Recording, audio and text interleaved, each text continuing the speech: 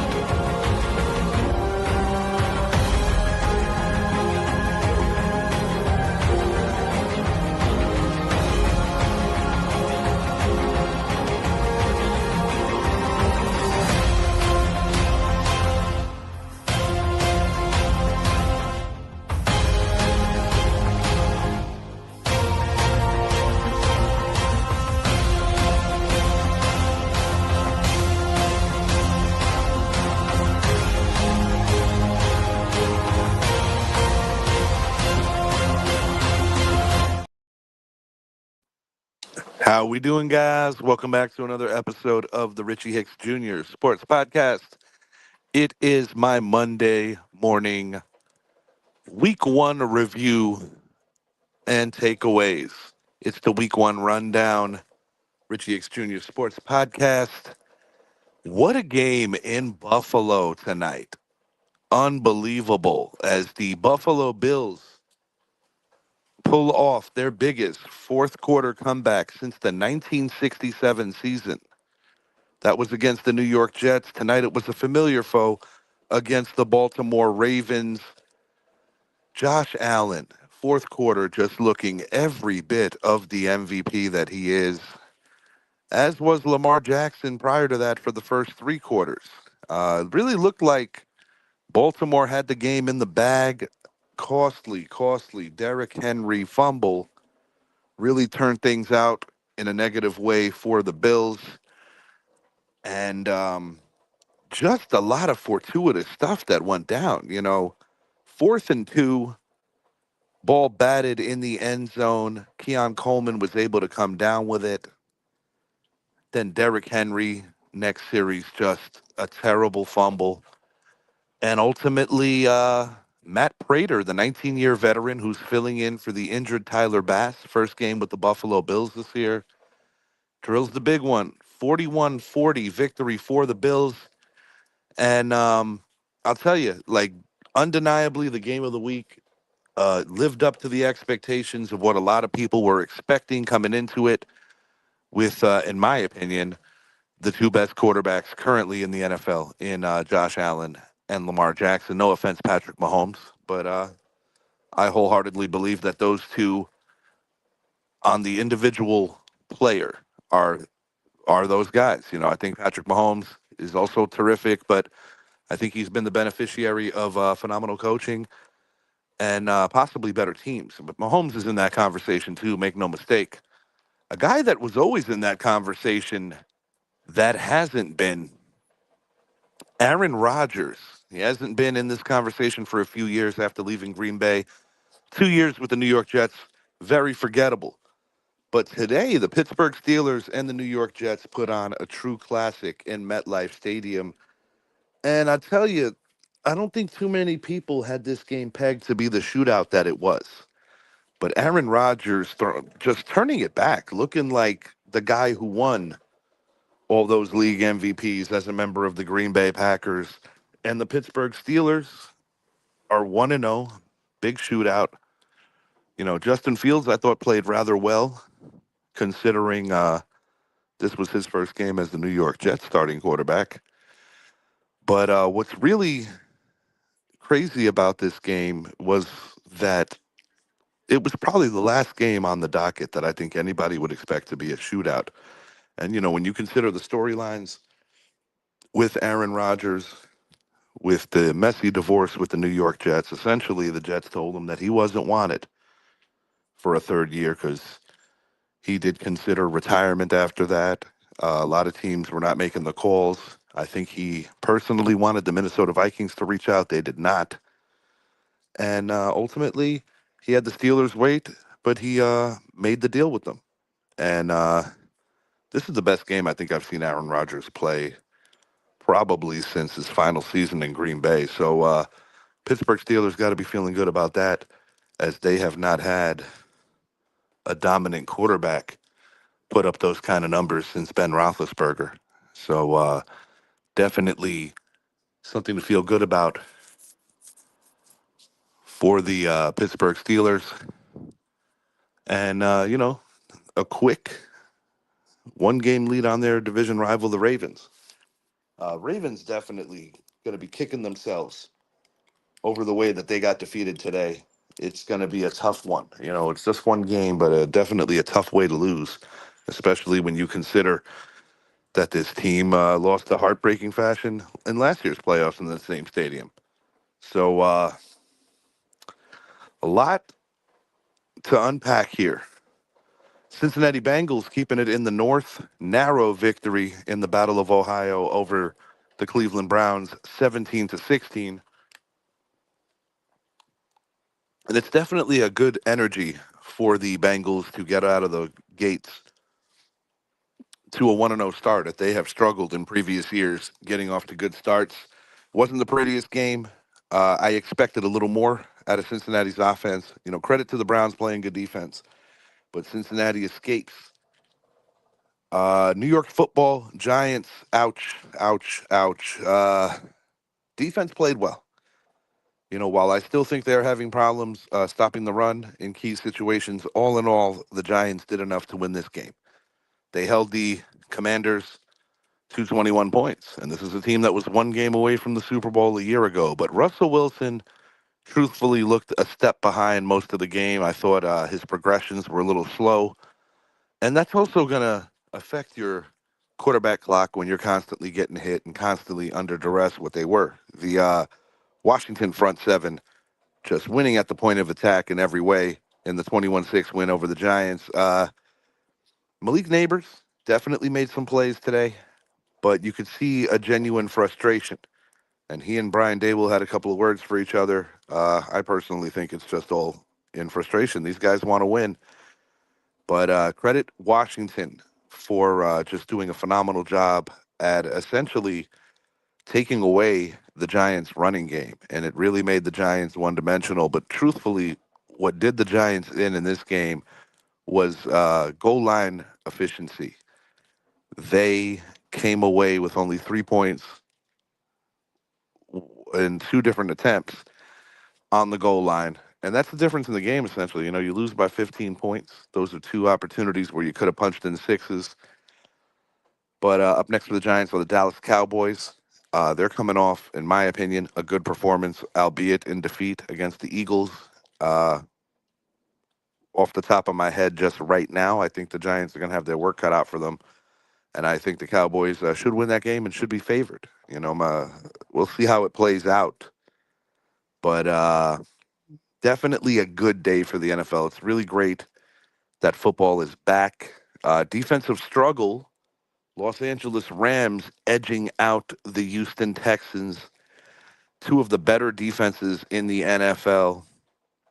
And if the Rams are able to win the ugly games, the low scoring games like that, it's going to be really tough for teams because there's going to be certain weeks where the Rams are going to be able to put up more points. It's a credit to both teams' defenses to keep the game that low scoring. I would say the surprise of the day, in my opinion, undeniably, Daniel Jones, former New York Giants embattled quarterback, winning his first game as a member of the Indianapolis Colts. He did win the starting job. Uh, Kind of fortuitous, fortunately to get that because, Anthony Richardson just hasn't been healthy, but he was sharp today, making all the throws. And the Miami Dolphins, with the amount of turnovers today and just sloppy play, I said it on my show going into the week that while I don't wish anyone getting fired, I have a bad feeling for Coach Mike McDaniel that he might be the first one out this year. But Indianapolis Colts got to feel good about that win today. Um, this is a team that was 8-9 just a year ago. So, you know, right now, they got to be feeling pretty high about it. Jacksonville Jaguars, team of the 95 expansion teams, took care of business in Duval against the Carolina Panthers. Liam Cohn gets his first win as head coach. And Travis Hunter, cool to see him assimilating into that offense. I think opposite of Brian Thomas Jr., he's just going to continue to grow as a player, and he's going to be a good asset for them. Maybe Zappy's onto something. He said early in the year that the Jaguars were going to win it, that division, the South. It's only 1 week. I think the Texans getting beat, playing a superior opponent that than who anybody else in the division played, makes a difference. And you get those first place schedules when you win the division the year before. So usually week one is a lot harder for teams that won the division the previous year. But that would be my one surprise. The other one is the fact that the Arizona Cardinals struggled to put away the New Orleans Saints. I thought that was going to be a for sure blowout. Saints showed some moxie, showed some heart, hung in it. They are my pick going into the year to be the worst team in the National Football League. So we'll see if that comes to fruition. Not a happy debut for Mike Vrabel as his Patriots were defeated by the Vegas Raiders, a 7-point spread there in Gillette, the home opener, the season opener, one and the same. From an observation level, I think Tom Brady did a really good job covering the Giants game. Just want to shout him out for a second. I think he's making the transition really well into color commentator, being removed from being the winningest quarterback in the history of the Super Bowl. Really good analysis, really honest analysis today from Tom Brady. I think he's doing a good job over at Fox Sports.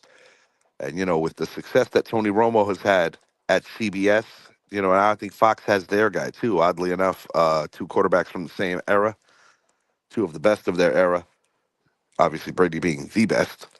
And yeah, good stuff. I enjoyed listening to Tom Brady's commentary today.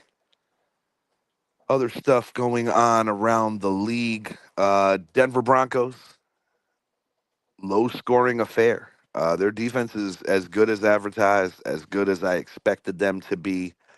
But quiet game on the offense. I said off air and also in my most previous show that I think the Tennessee Titans are one of those teams that they're in transition. You got the new quarterback, Cam Ward, coming in. They're still kind of reeling off of losing Derrick Henry, but their defense is low key good. And I think today they did a good job of hanging with a superior team that is the Denver Broncos. The Broncos are my pick to be one of the two teams in the AFC Championship this year, the other being the Buffalo Bills. So they both get victories today. And, taking a brief look ahead to week two, Philadelphia Eagles Super Bowl rematch against the Kansas City Chiefs.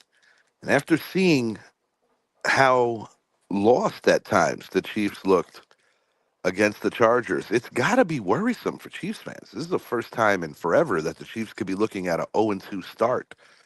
And while the Eagles didn't necessarily play their best game, uh, you got to think the Chiefs are going to be vulnerable going in. They're missing a ton of people in the wide receiver room right now. And, they lost Worthy in week one.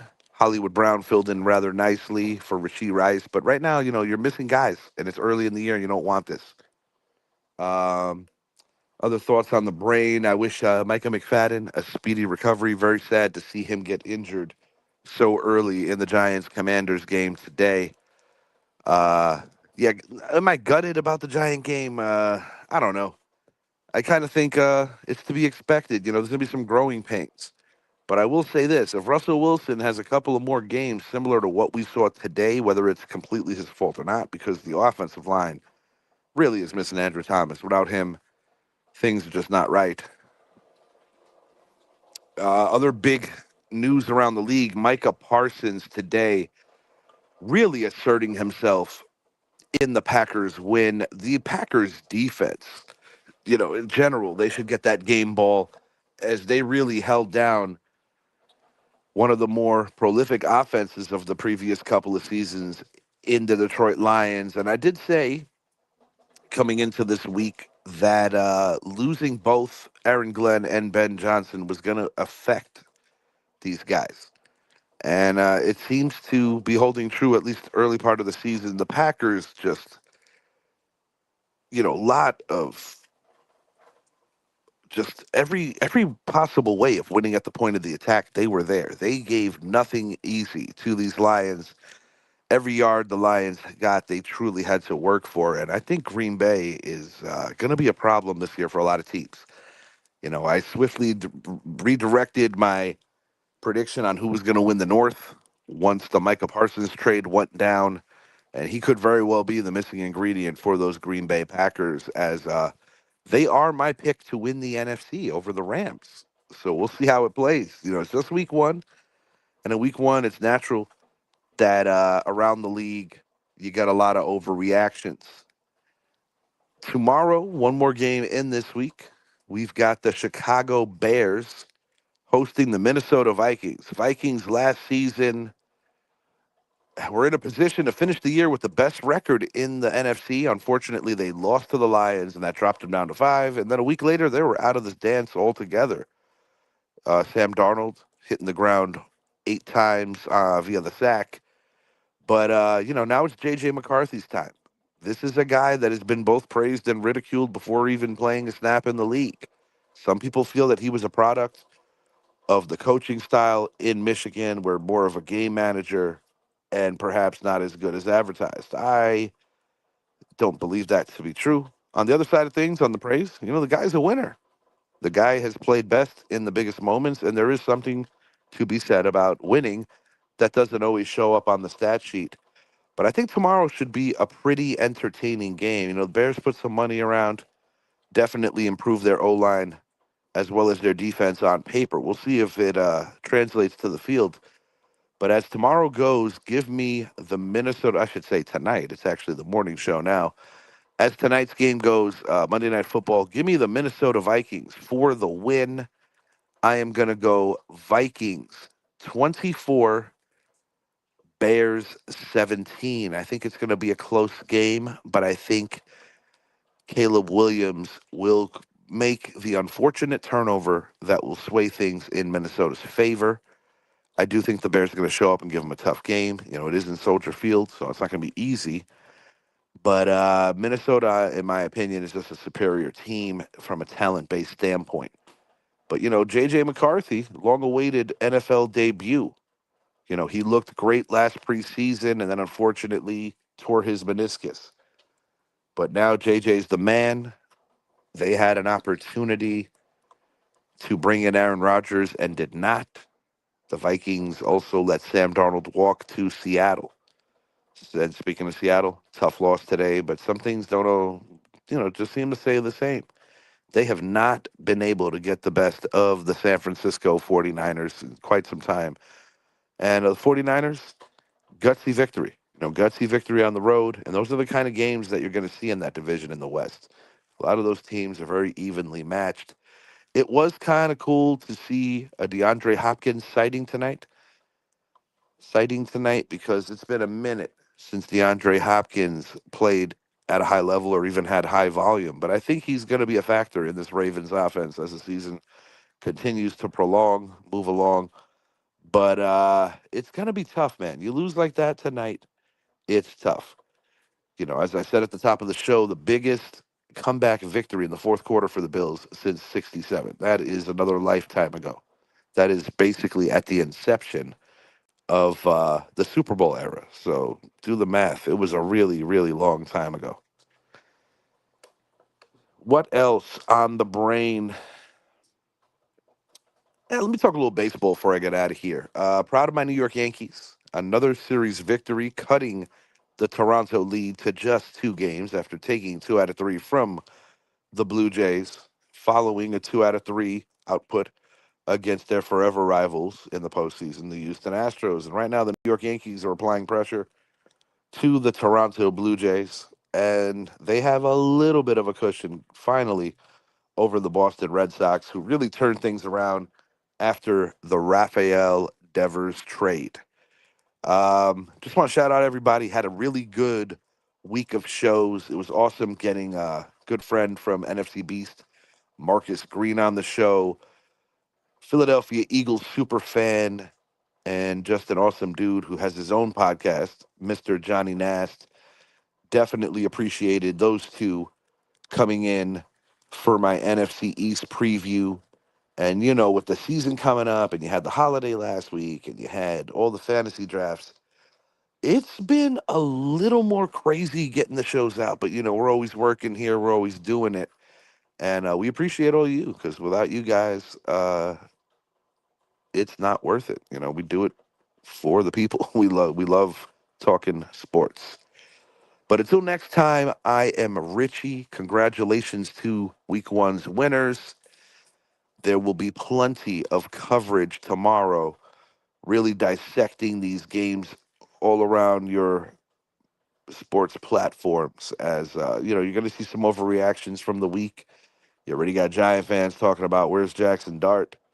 You're going to have definitely some panicked people because of the way that the Ravens lost today. But the truth of the matter is, it's just week one.